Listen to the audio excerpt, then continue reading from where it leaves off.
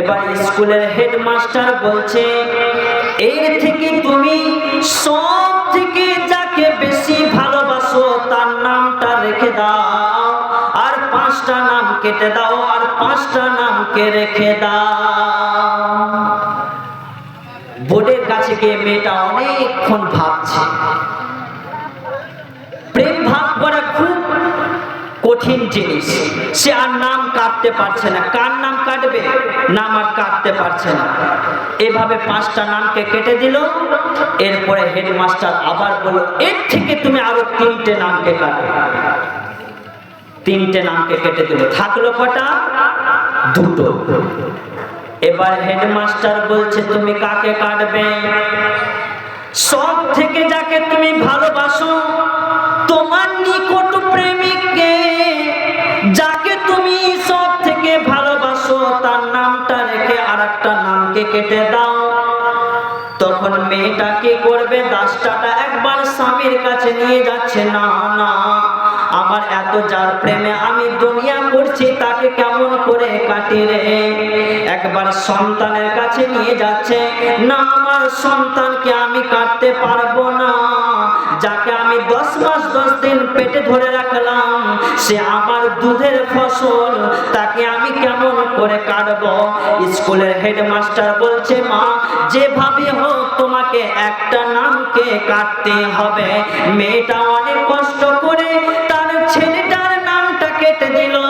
তখন অনেকক্ষণ কান্না করার পর স্কুলের হেডমাস্টার বলছে, মা, কেন তুমি স্বামীকে রাখলে আর ছেলেকে কেন কেটে দিলে?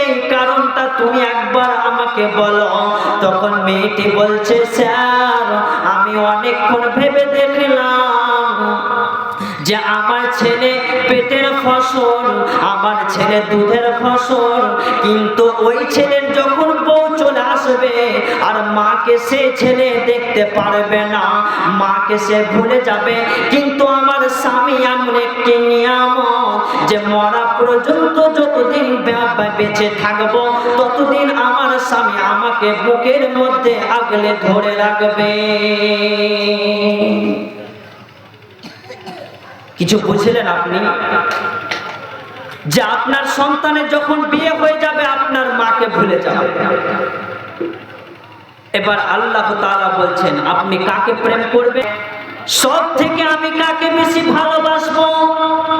আমি তাকে বললাম যে মুমিন প্রথম প্রেম করবে আল্লাহকে, ইসলামকে, তারপর আল্লাহ রসুলকে, তারপর দিন ইসলামকে, এরপর মা আব্বাকে। মুমিনের দিলে প্রথমেই যদি আল্লাহ না থাকে সে তো ফেলিওর। বন্ধুরা আমার, পৃথিবীর বুকে যত প্রেমিক আছে সবার গায়ে হাত দিয়ে দেখেন, কোরআন বলছে, তুই ভেবে দেখ, কুল্লু মান আলাইহা ফান, সব ধ্বংস হয়ে যাবে। বিবি ধ্বংস, মা ধ্বংস, ভাই ধ্বংস, বোন ধ্বংস, আব্বা ধ্বংস হবে, সমস্ত সব কিছু ধ্বংস হয়ে যাবে। তিনি থাকবেন যিনি হচ্ছেন ওয়ায়াবকা ওয়াজহু রাব্বিকা যুল জালালি ওয়াল ইকরাম। তিনি হচ্ছেন আমার আল্লাহ। প্রকৃত প্রেমিককে, পৃথিবীর বুকে সব থেকে বড় প্রেমিককে, যে আল্লাহকে প্রেম করে সে, কারণ সে কোনোদিন ফেলিওর হবে না।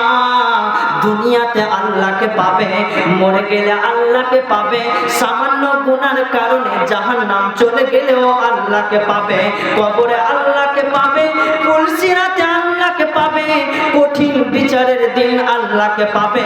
সমস্ত প্রেম ধ্বংস হবে, আল্লাহর প্রেম ধ্বংস হবে না। এই জন্য কবি বলছেন, মানব যদি হও গোমদের তোমরা জ্ঞানী বিচক্ষণ, মানব যদি হও গোমদের তোমরা জ্ঞানী বিচক্ষণ, বুঝিয়া আল্লাহর প্রেম কাটাও জীবন।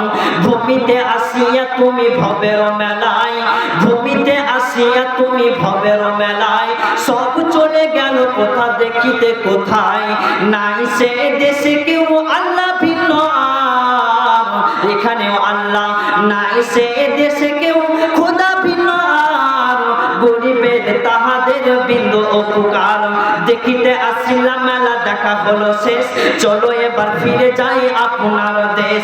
আখিরাত বলে একটা জায়গা আছে, কিয়ামত বলে একটা জায়গা আছে, কুখ্যাত হও যে বিখ্যাত হও, কবর কাউকে মাফ করবে না।